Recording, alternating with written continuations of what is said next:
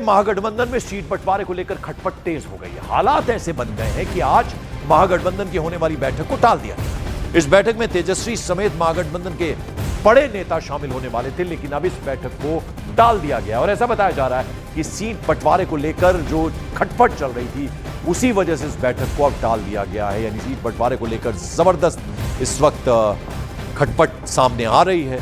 पटना में ये बैठक होनी थी लेकिन उसे टाल दिया गया है और इसकी बड़ी वजह यह कि अभी आपसी रजामंदी नहीं हो पा रही, यानी किसको कितनी सीट मिले महागठबंधन में उसको लेकर पेच फंसा हुआ है।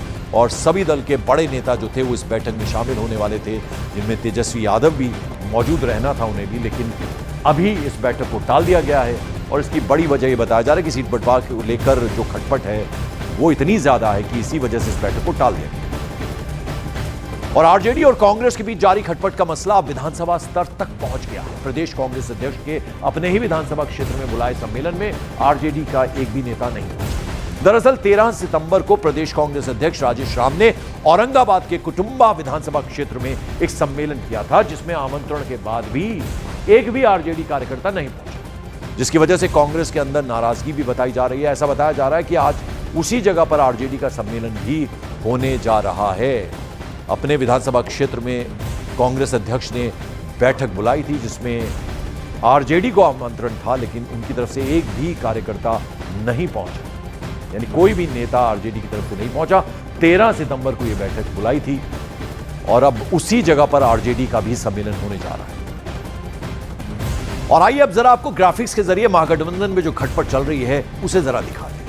तो किस तरह से, यानी बिहार में सीट शेयरिंग को लेकर सियासी हलचल बढ़ गई है और गया में केंद्रीय मंत्री जीतन राम मांझी ने बड़ा बयान स्पीच दे दिया है।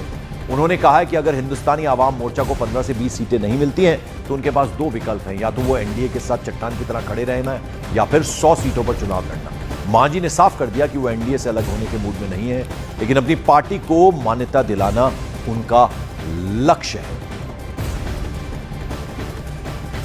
तो दूसरी तरफ ये देखिए आप, महागठबंधन में खटपट के चलते बैठक टल गई। जैसा हम आपको बता रहे हैं, कांग्रेस अध्यक्ष ने 13 सितंबर को औरंगाबाद के कुटुंबा में एक बैठक बुलाई थी जिसमें आरजेडी का एक भी नेता नहीं पहुंचा। और दूसरी तरफ यह है कि महागठबंधन की बैठक टल गई। आज पटना में यह बैठक होने वाली थी। तेजस्वी समेत कई सारे बड़े नेताओं को इसमें शामिल होना था।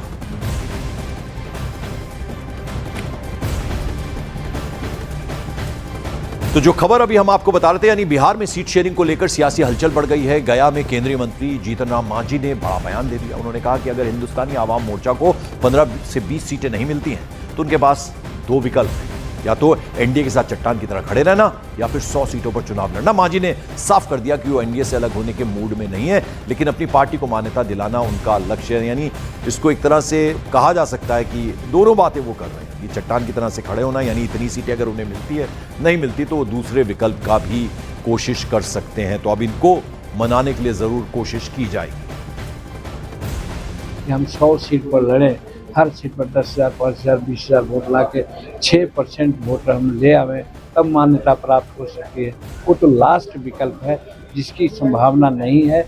मैं समझता हूँ कि एनडीए के लोग जितना हमको प्रतिष्ठा देते हैं और जब हम मांग ऐसा कर दिया है तो हमको बिहार विधानसभा में मान्यता प्राप्त होने तक के जो सीट होगी उतना सीट जीतने लायक हमको सीट मिलेगी।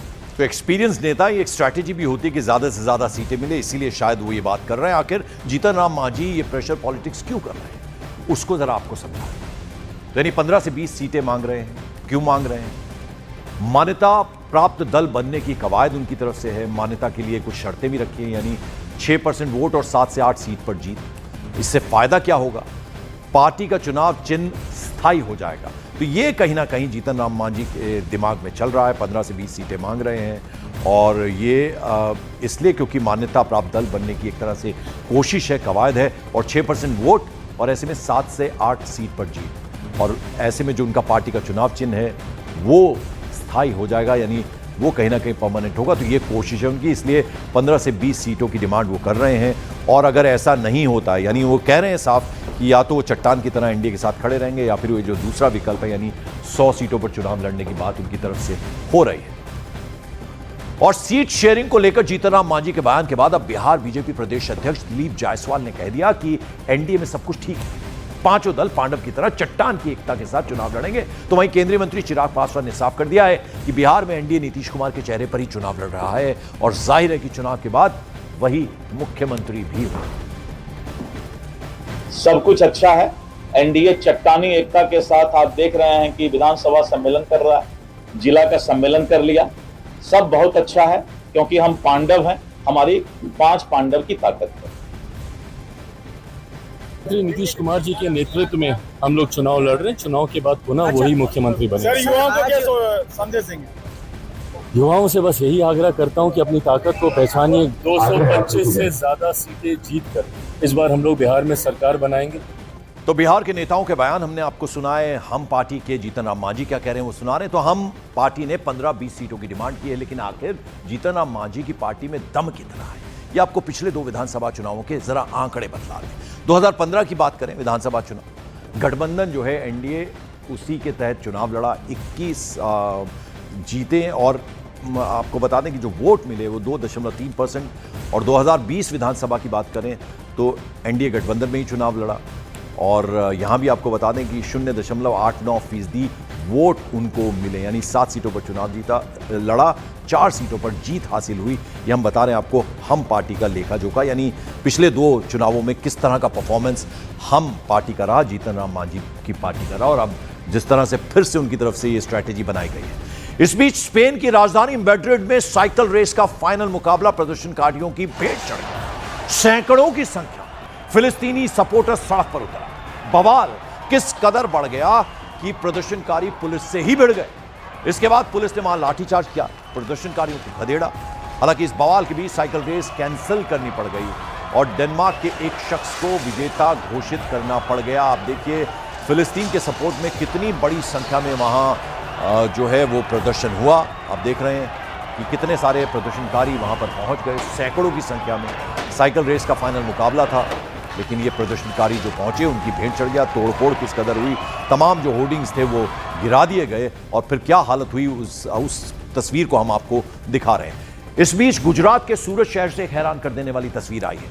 पांडेसरा इलाके में एक मरीज के परिजनों ने जमकर हंगामा कर दिया। मरीज के परिजन डॉक्टर के चैम्बर में घुस गए और मरीज के एक रिश्तेदार ने डॉक्टर को ताबड़तोड़ कई सारे थप्पड़ जड़ दिए। देखिए तस्वीरों में। मारपीट का ये पूरा वीडियो सीसीटीवी में कैद हो गया, लेकिन आप देखिए किस तरह से मरीज के जो परिजन थे डॉक्टर को जबरदस्त तरीके से थप्पड़ जड़ने शुरू कर दिए।